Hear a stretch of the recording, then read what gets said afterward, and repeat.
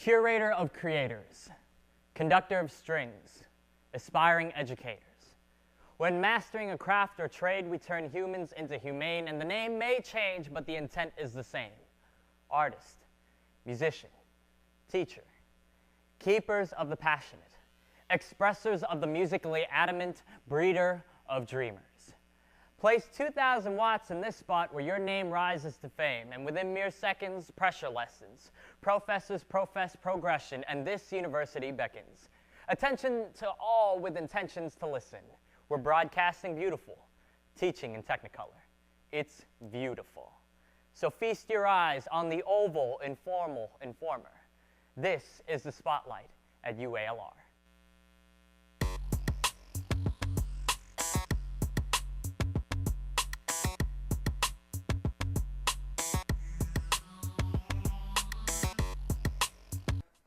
All right, so our first guest talent is in coaching and education and in business. Led him to his role in higher education as a counselor, lecturer, and academic advisor at the University of Arkansas at Little Rock. Now he serves as the director of Cooperative Education. Please welcome Mr. Jesse Mason.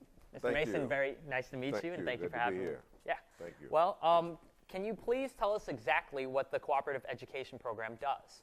Cooperative education is an academic program that allows students to have a worthwhile work experience. It gives them an opportunity to apply some of the theory that they're learning in the classroom in a real work setting in their major. Okay, now can you please tell me what kind of training the program provides for a student that's trying to find an internship? Okay, good question. It provides that student an opportunity to do a co-op or an internship, paid internship. Okay. And that internship is a three-way partnership between the student, the employer, and the university. Now, faculty coordinators play a very vital role in this process because it's the faculty that approves the student for the work experience. Is there a lot of paperwork? Is there, prereqs, certain criteria that you have to meet? Good question. Most participating majors in the program requires that the student have at least 30 hours behind them. They must have at least a 2.5 GPA to participate in the program. Oh, all right.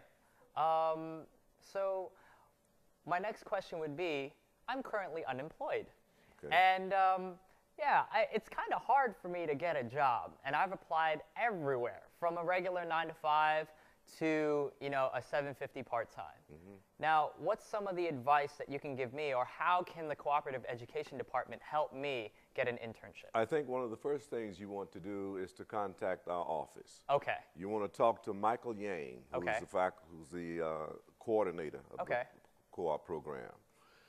Having said that, I think what the students need to understand is that we are in a very competitive world now. Okay. But those students who prepare themselves here at the university by doing a co-op and having an internship experience will place themselves head and shoulders above the student who does not.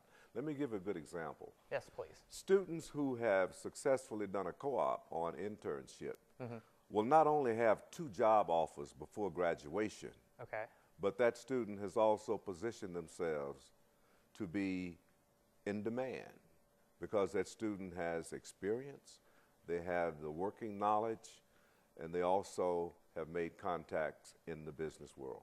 Okay, so what you're basically saying is that the more experience, the more you'll be in demand. Absolutely. Okay.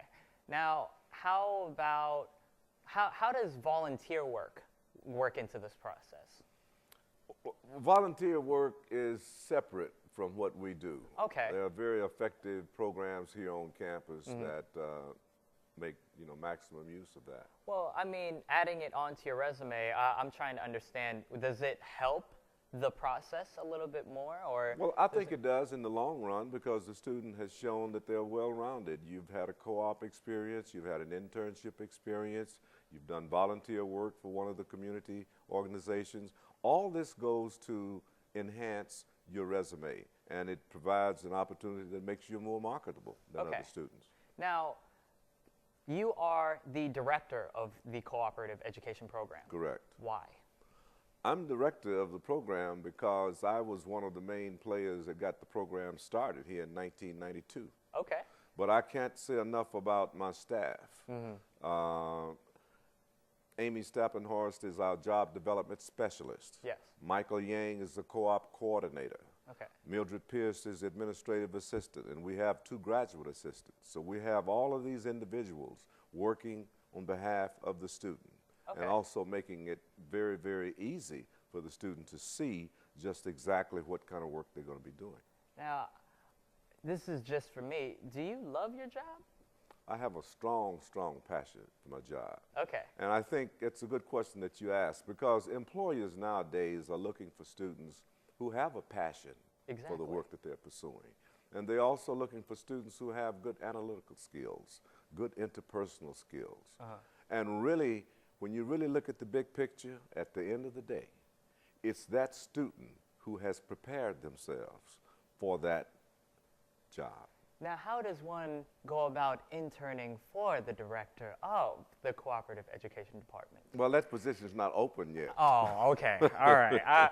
I was, you know, I mean. Yeah, but it's a good, I got to try. Right. I got to try. And absolutely. I mean, I think, too, students need to begin to accept their role. And their role is to fill our roles, because we're not going to be around a long, long time. And I think those students who prepare themselves are going to be the successful student. To grow, mature, and experience in order to be able to fill in the shoes. Absolutely. All right. Now, somebody came up to me earlier today and told me that you have a musical background. Is that correct?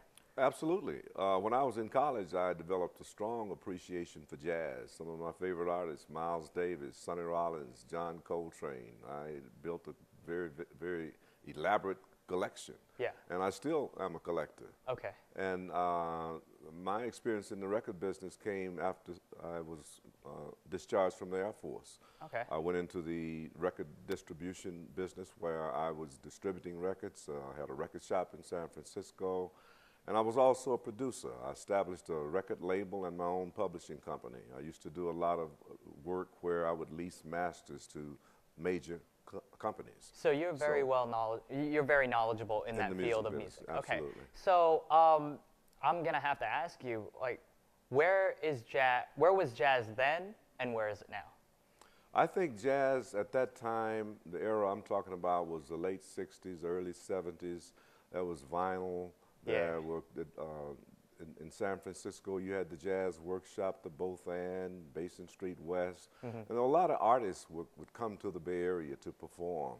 Okay. And I think that's when I really began to see how great it was. I went to a concert about a year ago. Sonny Rollins came here to Arkansas, was up in Fayetteville. I went there to see him. Yeah. And I remember those artists from back during the day. And I have always had a very strong, strong desire to want to be a musician. And quite often people will ask me, well, what instrument do you play? And the answer to that is none, but I have a good ear. And that is a very good instrument as well. You got to grow your aesthetic to know what you love. That's true. And especially with now, I mean, mainstream music is sampling and just getting little bits and pieces here and there. And what I want to know is, how has jazz influenced, in your own opinion, music of today? Well, jazz, from my perspective, goes way, way back. And I would always look forward to wanting to go to New York to see some of the musicians. And from time to time, I've had an opportunity to go to jazz concerts and jazz festivals, especially in Monterey and in San Francisco and Los Angeles.